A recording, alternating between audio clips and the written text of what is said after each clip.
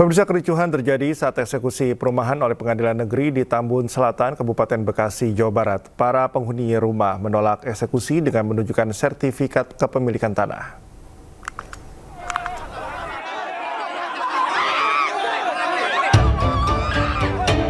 Warga perumahan klaster Setia Mekar Residence di Jalan Raya Rawakalong, Kabupaten Bekasi, Jawa Barat, melawan petugas saat rumah mereka akan dieksekusi jurusita pengadilan. Meski para pemilik rumah menunjukkan surat sertifikat kepemilikan tanah, penggugat dan petugas pengadilan menganggap surat yang mereka miliki tidak sah. Akibat ada penolakan dari penghuni klaster, proses eksekusi lahan berjalan alot hingga malam hari. Para pemilik rumah di perumahan klaster Setia Mekar mengaku sudah menempati rumah ini selama 3 tahun dan rutin membayar cicilan ke BTN. Usur, ya. Sementara tetap menyicil ke bank. Sementara saya harus nyicil ke bank. Siap. Kemarin saya tanya ke bank, legalnya aman, legalitasnya aman, sertifikat ini. Ya. Terus gimana saya? Apa yang saya pegang tinggal di negara ini, kalau sertifikat juga masih begini. Iya, itu tadi di amar putusan itu. Jadi sertifikat lain itu sudah menyatakan tidak berkekuatan hukum lagi. Nah, jadi nomor sertifikat hamil nomor 325 itu yang sah gitu, atas nama pemohon eksekusi. Usai dieksekusi oleh jurusita Pengadilan Negeri Kabupaten Bekasi, penggugat langsung memasang pagar serta pelang di objek lahan yang dimenangkan. Dari Kabupaten Bekasi, Jawa Barat, Didit Junaidi, iNews melaporkan. Kesal atas perilaku oknum mafia tanah, warga di Labuan Bajo membongkar portal yang menutupi jalan menuju tanah mereka. Warga berharap permasalahan kepemilikan tanah di daerah destinasi pariwisata super prioritas yang diduga melibatkan mafia tanah mendapat perhatian dari pemerintah.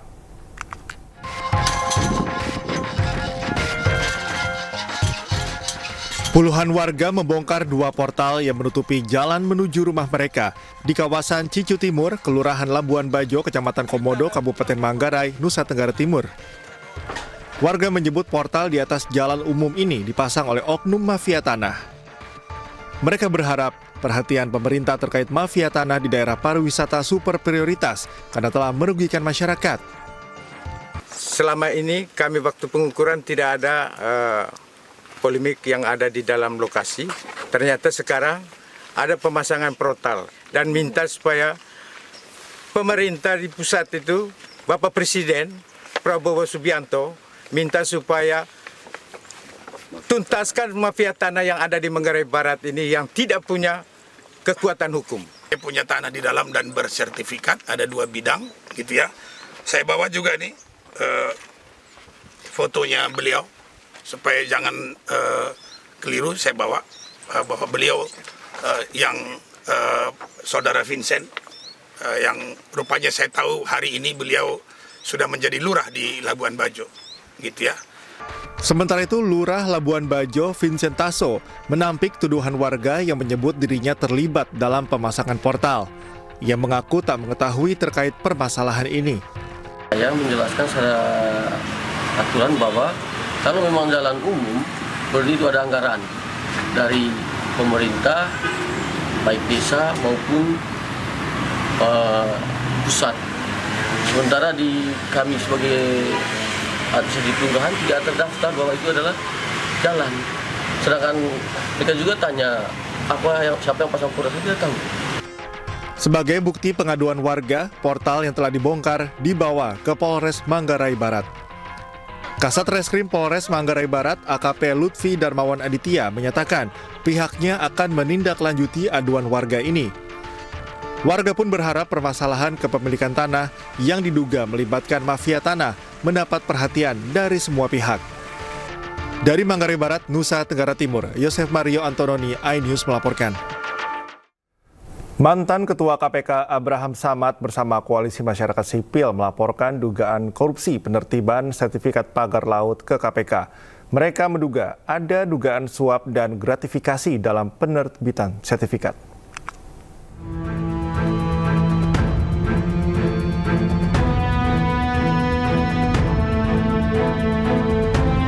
Koalisi Masyarakat Sipil melaporkan dugaan korupsi penerbitan sertifikat pagar laut di Tangerang, Banten ke Komisi Pemberantasan Korupsi.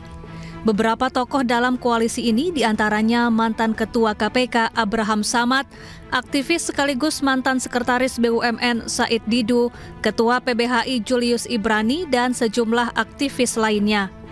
Mereka menduga ada suap menyuap dan gratifikasi dalam penerbitan sertifikat hak guna bangunan maupun hak milik pagar laut.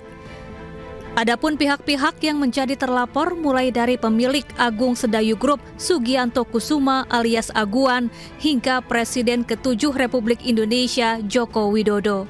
Kita membawa laporannya juga yang sudah dibuat oleh teman-teman koalisi, yaitu dugaan korupsi ya yang terjadi di proyeknya ya, saya katakan di proyek strategis nasional PIK 2. Jadi kita ingin KPK lebih konsentrasi ya, menelisik, melakukan investigasi terhadap proyek strategis nasional. Karena kita melihat di dalamnya bahwa kuat dugaan telah terjadi tindak pidana korupsi di dalam penetapannya sebagai proyek strategis nasional.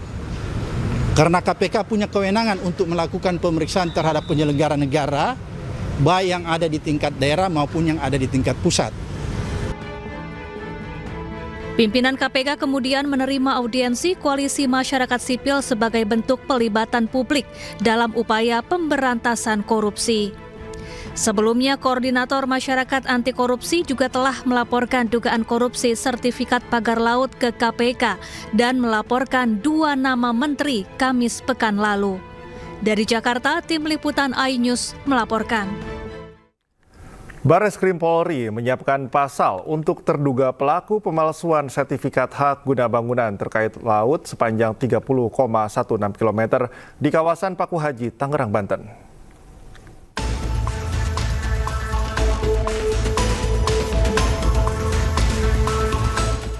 Sejak dimulainya penyelidikan dalam kasus pagar laut di Tangerang, Banten, Bareskrim Polri telah mengumpulkan barang bukti dan keterangan terkait terbitnya sertifikat hak guna bangunan yang saat ini telah dibatalkan oleh Kementerian ATR BPN. Ditemui di Mabes Polri pada Jumat sore, Dirtipidum Bareskrim Polri Brigjen Pol Juhandani Raharjo Puro mengatakan pihaknya telah menyiapkan beberapa pasal dalam kasus ini, yaitu pasal pemalsuan surat, keterangan palsu, penyalahgunaan wewenang, dan tindak pidana pencucian uang. Saat ini kami sudah melaksanakan penyelidikan dan semoga kita bisa mengungkap apakah ini juga merupakan tindak pidana yang kami duga, yaitu dalam hal ini kami sudah menyiapkan ataupun dugaan terkait pasal 263 KUHP, kemudian pasal 264 KUHP, dan kami juga menerapkan undang-undang pencucian uang. Selain itu, pihaknya juga telah berkoordinasi dengan Kementerian Kelautan dan Perikanan, Kementerian ATR BPN, dan Kejaksaan RI dalam proses penyelidikan kasus pagar laut sepanjang 30,16 km di kawasan Paku Haji, Tangerang, Banten. Dalam waktu dekat, pihaknya juga akan memanggil beberapa pihak untuk dimintai klarifikasi terkait penerbitan sertifikat hak guna bangunan yang telah dibatalkan oleh Kementerian ATR BPN. Di antaranya Lurah, pihak Kementerian ATR BPN, serta pihak Badan Pertanahan Nasional. Dari Jakarta, Rizky Falupi, iNews melaporkan. Sementara itu, Menteri Agraria dan Tata Ruang sekaligus Kepala Badan Pertanahan Nasional Nusron Wahid menyerahkan pengusutan unsur pidana yang diduga dilakukan anak buahnya ke aparat penegak hukum. Karena sudah tidak ada bidang tanahnya. Nah, karena itu yang bersangkutan sudah kita tetapkan untuk dijatuhin sanksi. Nah, karena produknya itu adalah produk tata usaha negara, KATUN, keputusan tata usaha negara, maka sanksinya adalah sanksi administrasi negara, yaitu adalah masalah dicopot dan sebagainya. Kecuali kalau di situ ada unsur-unsur mens rea. Misal dia yang bersangkutan terima suap, terima sogokan atau apa, itu baru masuk ranah pidana. Tapi tidak menutup kemungkinan dokumen-dokumen yang disajikan oleh pihak-pihak pemohon itu adalah dokumen-dokumen yang tidak benar. Misal dokumen palsu atau dokumen apa, nah itu mungkin bisa masuk dalam ranah pidana, di ranah pidananya adalah pemalsuan dokumen. Nggak tahu aku, kalau itu saya nggak tahu. Ya, sepanjang pemeriksaan kita ya memang belum menemukan itu kalau di internal kita. Tapi kalau masalah suap dan tindak pidana yang lain kan sebetulnya itu bukan lagi kewenangan kementerian, itu kewenangan APH kan. Bisa di polisi, bisa di kejaksaan, dan mereka APH hari ini. Presiden Prabowo Subianto buka-bukaan soal ciri negara gagal, salah satunya dari kondisi tentara dan polisinya. Untuk itu Presiden meminta TNI dan juga Polri untuk bertanggung jawab kepada rakyat Indonesia.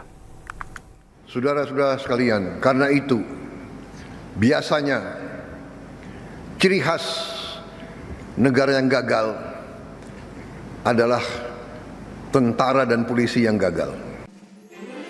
Pernyataan ini disampaikan Presiden Prabowo Subianto dalam acara rapat pimpinan TNI Polri di Gedung Tribrata Dharma Wangsa, Jakarta Selatan, Kamis kemarin. Dalam acara ini, Presiden juga mengingatkan bahwa rakyat menuntut dedikasi tinggi dari setiap prajurit TNI dan Polri. Acara Rapim TNI Polri dihadiri 691 perwira tinggi dan perwira menengah TNI Polri.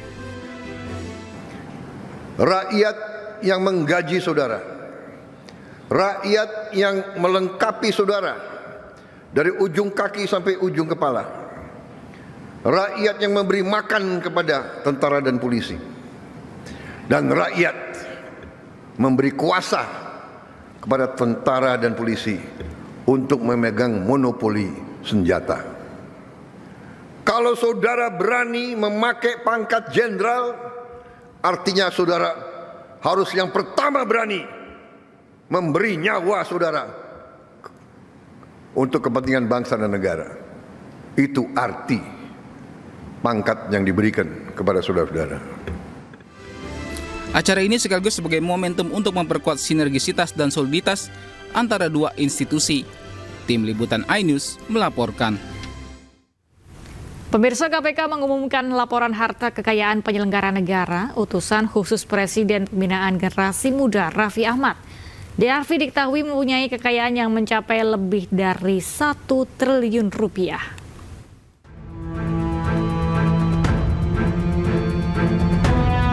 Komisi Pemberantasan Korupsi mengungkapkan bahwa 123 dari 124 pejabat di jajaran Kabinet Merah Putih telah menyampaikan laporan harta kekayaan penyelenggara negara atau LHKPN.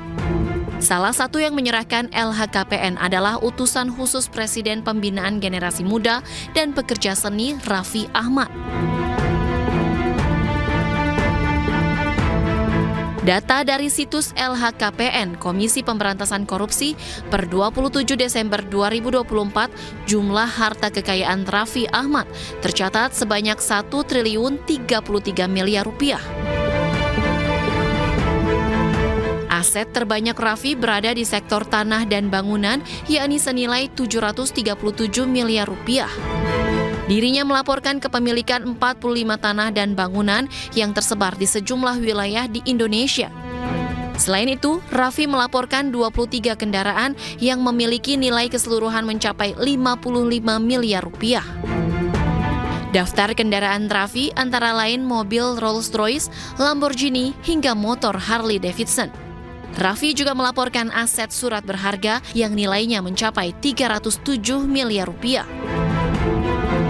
Suami artis Nagita Slavina ini juga memiliki kas dan setara kas senilai 17,7 miliar rupiah.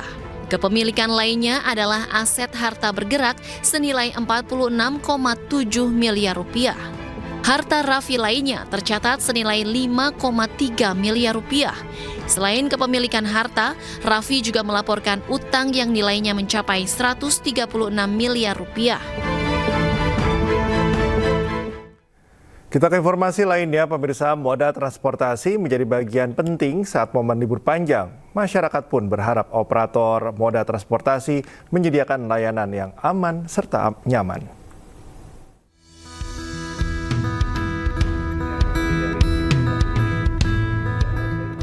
Sebagai salah satu layanan transportasi darat yang telah beroperasi selama puluhan tahun, Damri terus menjadi primadona bagi para pelanggan setia.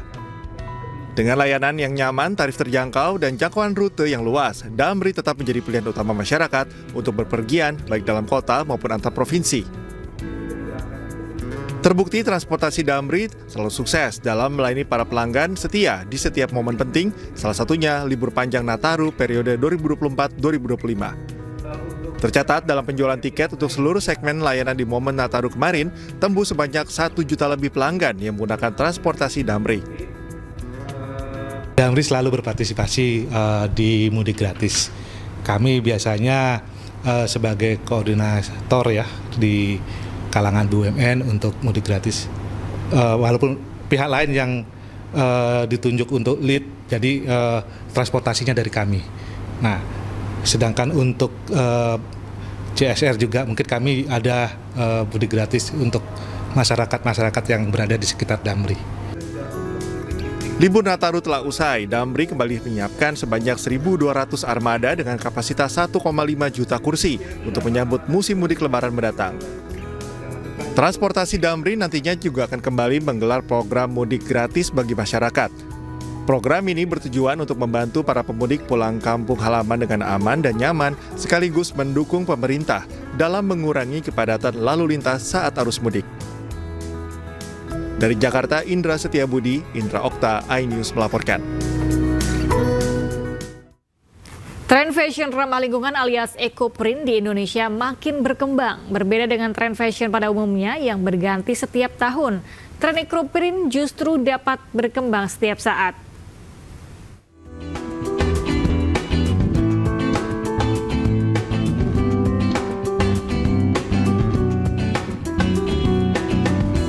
Jika ada konsumen yang menyukai tren busana modern, maka ada pula masyarakat yang menyukai tren busana hasil dari teknik pencetakan alami yang dikenal dengan eco-print. Eco-print yang dicetak melalui berbagai bahan alam seperti daun, bunga hingga batang tumbuhan menjadikan produk yang dihasilkan unik karena selalu berbeda dengan motif produk sebelumnya.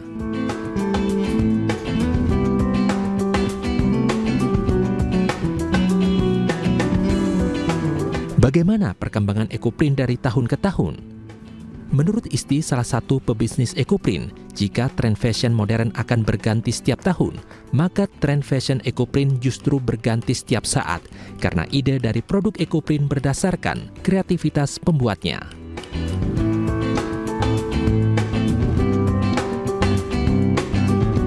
Selera pasar itu sangat menginspirasi kami. Mendesain motif dan membuat produk turunan di dunia fashion, KST berupaya mengikuti tren yang berkembang dari sisi model, warna, dan harga tentunya. Motif KST lebih mengutamakan menggunakan tanaman yang mudah tumbuh di sekitar saya, tapi tetap memperhatikan konsep limited edition-nya. Untuk memenuhi kebutuhan pasar, Isti dibantu oleh beberapa ibu-ibu yang menjadi orang tua tunggal. Dengan turut menjadi produsen eco-print, para ibu-ibu ini dapat membantu untuk memenuhi perekonomian keluarga. Dari waktu ke waktu, minat masyarakat terhadap produk eco-print makin meningkat. Tidak hanya berupa busana, tapi juga produk eco-print lainnya, seperti tas, sepatu, selendang, atau aksesoris lainnya.